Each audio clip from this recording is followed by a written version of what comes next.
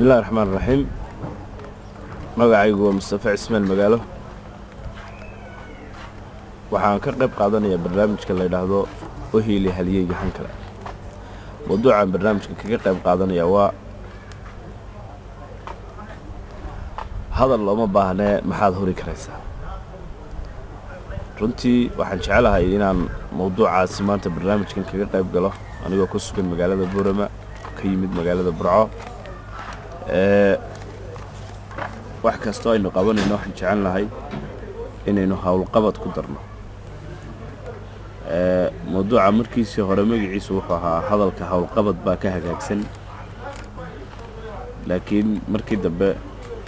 niman aanu saaxiibanahay oo dhalinyaraba magacaasi oo suugaanaysan ama hal bayd oo suugaana igu bedelay. waxaan jecelahay markaa inaan dhowr qodob ku soo ururiyo 5-6 qodob mawduuca maanta aan ka hadlayno. waxa fiican oo muhiim ah qof kasta oo fikir wanaagsan haya ama mawduuc haya ama hal abuur leh inuu fikirkiisaasi iyo hal abuurkiisaasi iyo mawduuciisaasi uu ka midho dhaliyo oo hirgeliyo isla markaasna uu ku dadaalo fulintiisa. taasi ayaa keenaysa in maaragtay qofkaasi iyo bulshada kale uu la nool yahay ay guuleystaan. guushuna waa fikir kasta oo ka yimaada oo aad fulintiina ku darto. ma fiicna inay hadal u naga noqoto sidaynu u badannahay. waxaanu u badannahay dad hadal ka adag, cid inaga hadal wanaagsan ma jirto. madal kasta oo la isku yimaado waxaynu ka jeedinaa hadallo qeyro iyo xamaasad badan oo markaasi u baahan hadii la fulin lahaa aad iyo aad ay dadka iyo qofkaas laftigiisuba ugu ay lahaayeen. waxaan jecelnahay markaa inaan marka ugu horeysa ama qodobka ugu horeysa ka dhigno in hawl kasta iyo fikir kasta oo ka yimaada aad fulintii ku darto. waa marka koobaad. malaha qofku inuu mar walba noqdo soo bandhige fikir wanaagsan oo kaliya, laakiin fulintiina hala socoto. markaad adigu fuliso ayaa dadka kale fikirkaaga ka dhaadhicin kartaa, fulintiisa lagula qaadan karaa, waxaanaad heli kartaa cid kugu garab taagan oo kula fulisay iyo baalalaad ku duusho. laakiin intaad adigu hadalka adag tahay ee hadaluna jeedinayso ee aad jeceshahay inaad dadka aad hadalka u sheegaysana hadal kaga dhaadhiciso fikirkaagiisi ma hirgelayo. waxa ugu badan aan ka duulo shakhsi ahaan waxa weeye in program kasta ama fikrad kasta oo aan curiyo ama aan keeno aan fulintiisa in badan ku dadaalo oo la ila qaato oo aan anigu ugu horeeyo cidda markaasi fulinaysa. taasi ayaan u arkaa xalka fikradaha wanaagsan inay shaqeeyaan.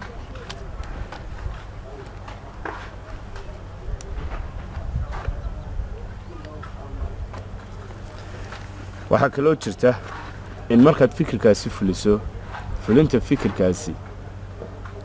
ay fariin cad u noqon karto kumanaan kale oo fikira oo aan laakiin fikradahooga iyagu fulinin. waxayna fariin ugu noqonaysaa markaad fikirkaaga fuliso ee aad fikirkaaga adigu marka horeba kii keenay ahayd oo fikradaasi fikrad kugu jirta ahayd hawshiina aad adigu bilowdo. waxay fariin ugu noqonaysaa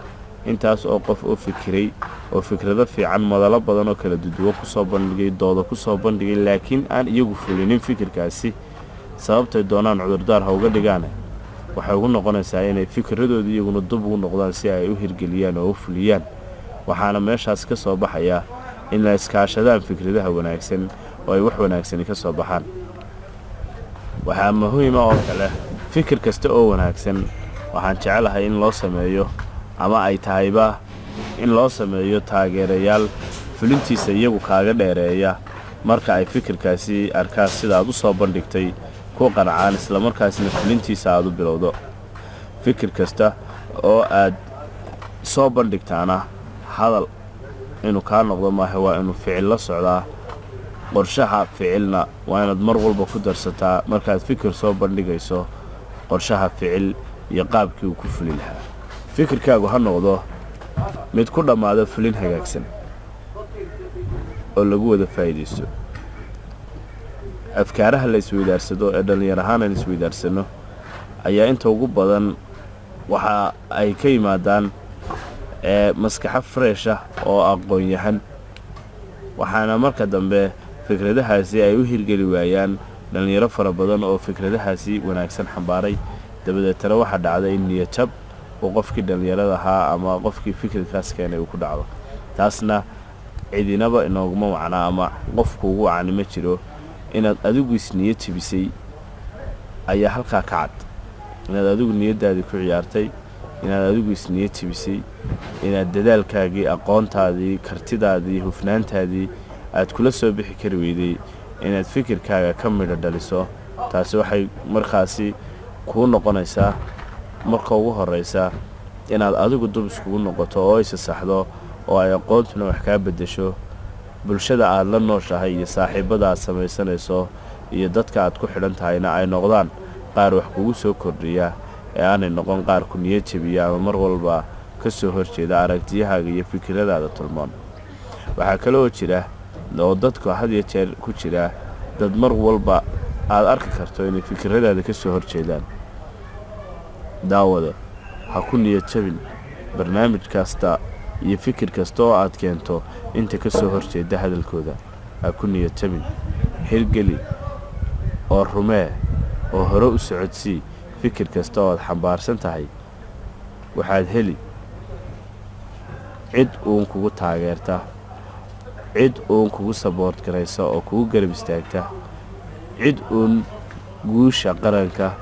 guushaada iyo guusha bulshadaba u wada guntan oo arrinka aad ku fakartay iyo fikradda aad wadato iyo mabda aad aaminsan tahayna oo arka kii ugu saxsanaa ee saxda ahaa waxaan jecelahay inaan halkan uga faa'iidaysto inaan anigu shakhsi ahaan soo dhaweynayo soona dhaweeyo mar walba cid kastoo waanu arko fikir tolmoon lana shaqeeyo weliba wakhtiga ugu badanna aan siin karo aanan siiyoba taasi ayay ku imanaysaa inaad adiguna guulaysato qofka fikirka wanaagsan keenayna uu kula guulaysto waxaan jecelahay oo kale in fikradaha aad keenaysaa ay noqdaan mid waaqiciga iyo maaragtay marxaladda maanta ka turjumaya adigoo ku salaynaya wakhtiga lagu jiro iyo caqabado badan oo kaa hor iman kara gaashaankoodiina sii haysta caqabadaha kaa hor iman kara iyo sidii aad ugu gudbi lahayd adiga oo weliba maanka ku haya inaad waxaasoo dhan sii diyaarsato oo u qalab qaadato sidii aad uga bixi lahayd su-aalaha lagaa weydiiyo si aad uga jawaabi lahayd fikraddaada sidaa doodaada si togan ugu soo bandhigi lahayd doodaada si yar oo fiican saaad ugu soo bandhigi lahayd daawada barnaamijka oo gabagabo ku dhow waxaan ku soo gabagabaynayaa 2 talo oo keliyaata labadaasi talo waxay noqonayaan isku day inaad keento fikrad cusub isku day inaad keento fikrad cusub oo adigana ku anfacda bulshadaadana anfacda iskuna day inaad fulintiisa mar walba kow ka noqoto adigu oo aanad ka caajisin oo aan lagaaga dheerayn oo aanay dadkii aad fikirka u keentay kaaga guulaysan ama kaaga badnaanin maadaama uu adigu ahayd qofkii fikirkaas lahaa inta ugu badan waa inaad dadaal badan gelisaa waa inaad bulshada fikir fiican u soo bandhigtaa waxaan kaloo jecelahay inaan kugula taliyo inaanad waxaanad fulin karin adigu oo aan kaa suurtagelaynin oo aan environmentkeedii iyo meesha aad leedahay waxaa ku keen ama ku soo bandhig aanay ahayn meesheedii inaanad soo bandhigin maadaama aanay adiga kaa go'nayn oo aanad fulin karin oo aanad awooddaasi lahayn haddaad si awooddaas ku hubto haddaad si raganimadaa iyo kartidaas ku hubto soo bandhig fikraddaada oo fuli oo weliba hirgeli oo hore u socodsii gabagabadii barnaamijka hadda iyo hadhow mar kasta iyo meel kasta u hiili haliyeygahan kale waa Mustafa Cismaan magaalo oo mar kale idin leh assalaamu calaykum